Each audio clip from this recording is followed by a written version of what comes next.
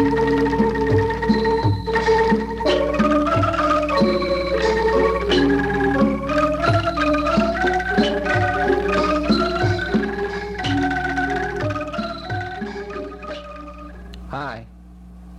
I'm Jerry Preston.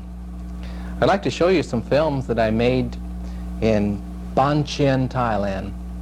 Now, Bon Chieng is the site of an important archaeological discovery, and it is there that they are finding remnants of an ancient civilization. In fact, they think that maybe civilization began in Southeast Asia, whereas it is always thought that the cradle of civilization was in Egypt. But here they have unearthed pots that date back over 6,000 years old. I hope you'll enjoy these scenes of Bon Chieng. Bon Chieng, although it has become a major archaeological site, still is a very down-to-earth spot as far as the villagers are concerned. I hope you'll enjoy your tour. Thank you. This is one of the two areas in Bon Chieng that have been set aside for public display. And here, the sites, the diggings, have been left intact. They've been, many of the artifacts have been left intact there and only partially uncovered. Here you can see the remains, the skeleton of a man, possibly a woman, who lived between 6,000 and 7,000 years ago.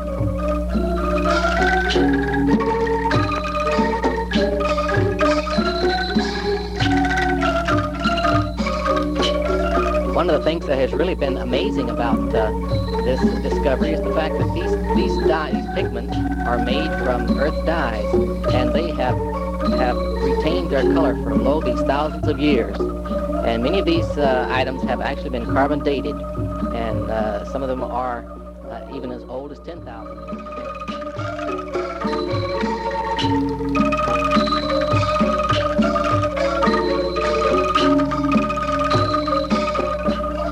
Since the site was discovered, a lot of public attention has been focused on it, and the King and Queen of Thailand have visited this area. In fact, the Thai government has declared that all of these pots are national treasure, and the government has forbidden the export of these pots.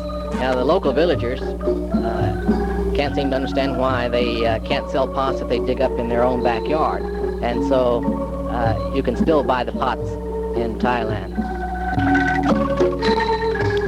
This is one of the larger pots that's being painstakingly reconstructed by one of the monks there in the churchyard, or the monastery yard.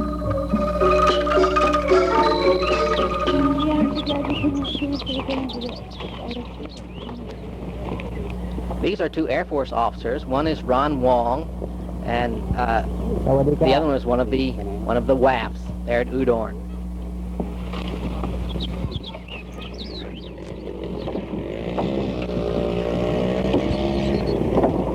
One of the sites is located right here on the monastery grounds, and here you can see the young monks putting in a day's work.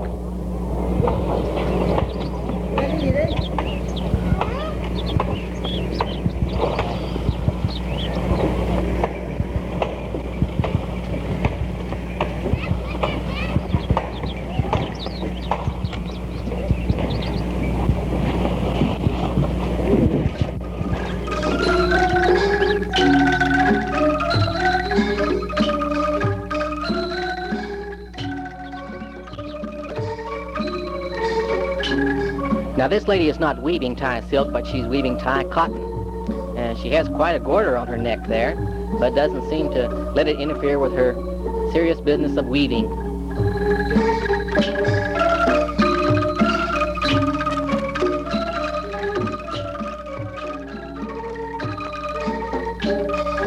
Water pots are traditionally kept on the front porch in rural Thailand.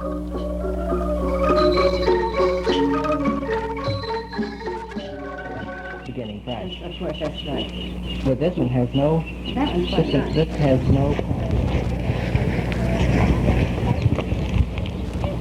Now this lady has very cautiously brought out some of the pots that she has managed to get from the surrounding fields, and although it's illegal, this is done very cautiously. And the pots we brought out, usually they'll insist that you go inside the house and they'll close the doors. This lady, she's bargaining and everything. She's saying loy baht. Loy baht is 100 baht, meaning it's roughly $5. And here, Dee Wall, who is a captain in the Air Force, and she's trying out her bargaining techniques. ซื้อ100 บาทถ้าซื้อมา100 บาทเอามา100 บาทมาขาย150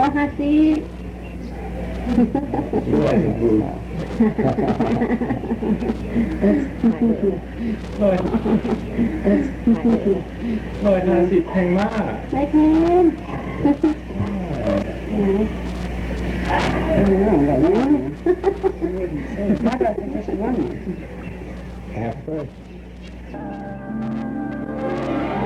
Notice how the poinsettias grow very tall in Thailand. In fact, in all of the tropical countries, the poinsettias grow often taller than the buildings.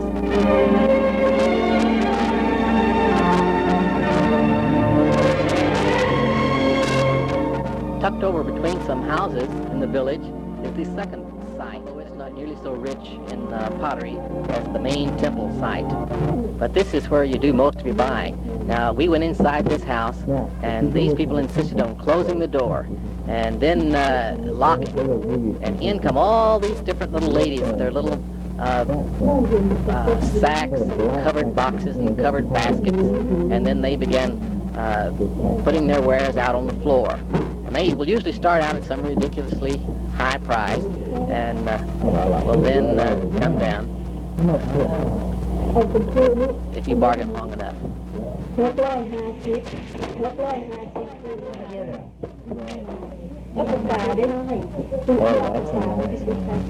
Hey, let's see that one. You can buy one of these small pots here for about $5. The one that big one there I'm holding in my hand, I think is about $10 or $15. Now, a pot like that in downtown Bangkok will cost you upwards of $500, run you as much as $2,000 or $3,000.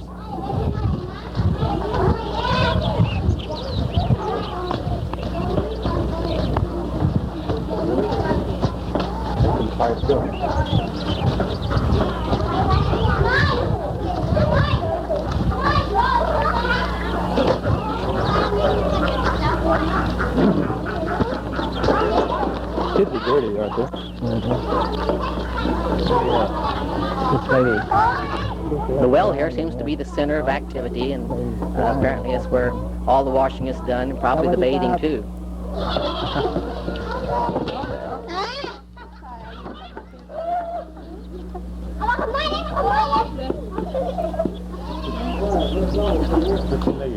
I don't know. Notice that most of the houses are built on stilts, and this provides a place for the animals, the pigs and the water buffaloes, and it also helps to keep the snakes and other critters out of the house.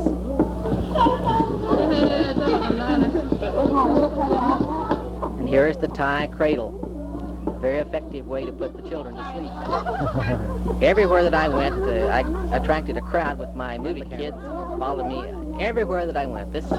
Even the older men were interested in my camera. And I would set up and let them look through the viewfinder, and they were all delighted when they would see how the zoom lens works.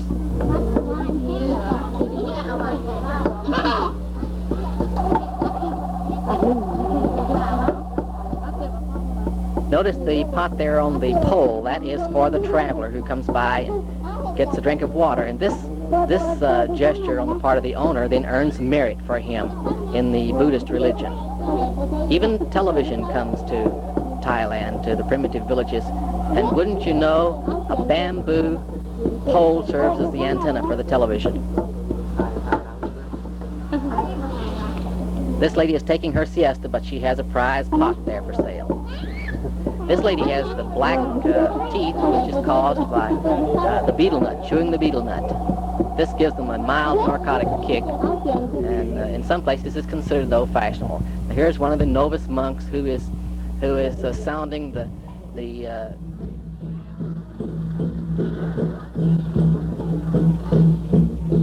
On this particular day, they were having some sort of festival, and these guys were sort of hamming it up while most everyone else was inside the temple.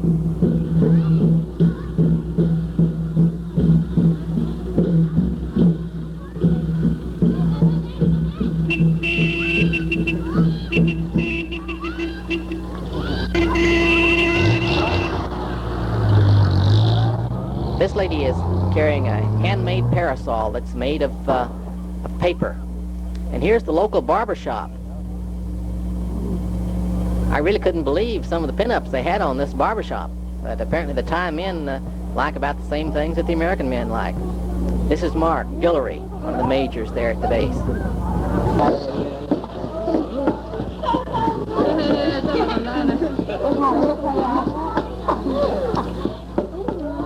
Here we see the ever-present mixing bowl here, and they chop up the peppers and things obviously for another salad.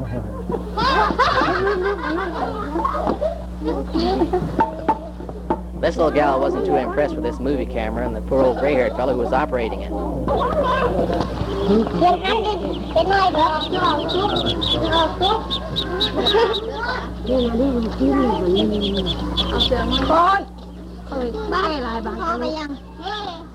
Thai people know how to enjoy life and how to relax.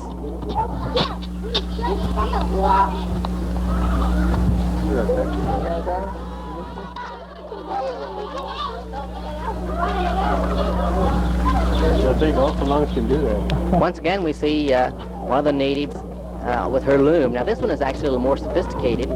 It's not silk, but cotton. But she's doing some very elaborate plaid work there. And some of these people were already there just watching. And then when I took out the movie camera, why, an even larger crowd developed. The fun of this village is the people, really. And the diggings is, well, you know, you see the diggings, okay, but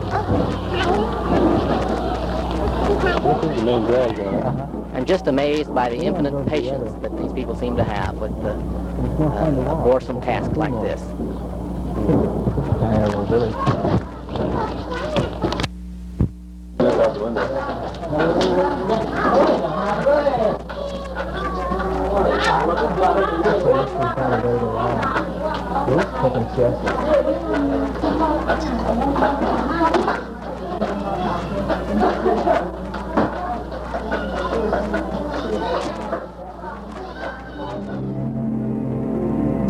On the way back to Udorn, we passed these and seemed like a very tranquil and pastoral scene.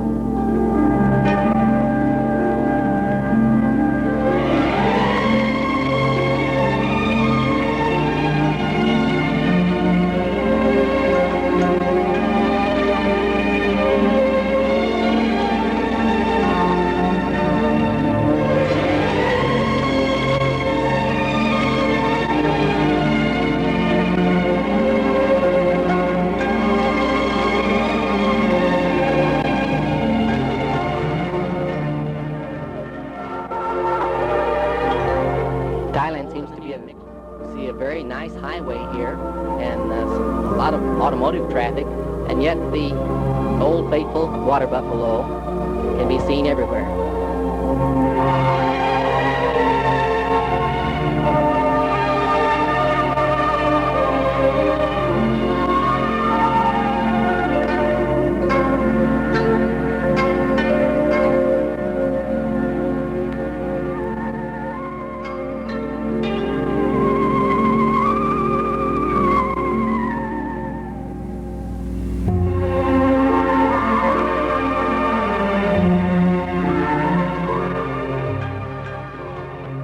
Now this was an interesting sight. This is something akin to a taxi in Thailand. It's a little Jeep type thing with seats in the back.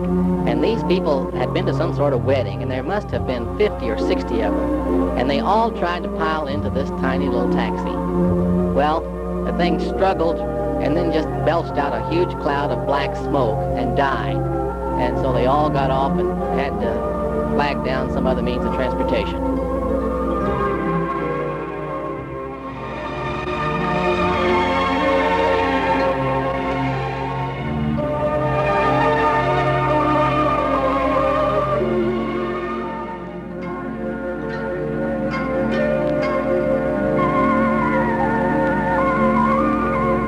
Now this lady is fishing for those little anchovies that are used in the fish sauce.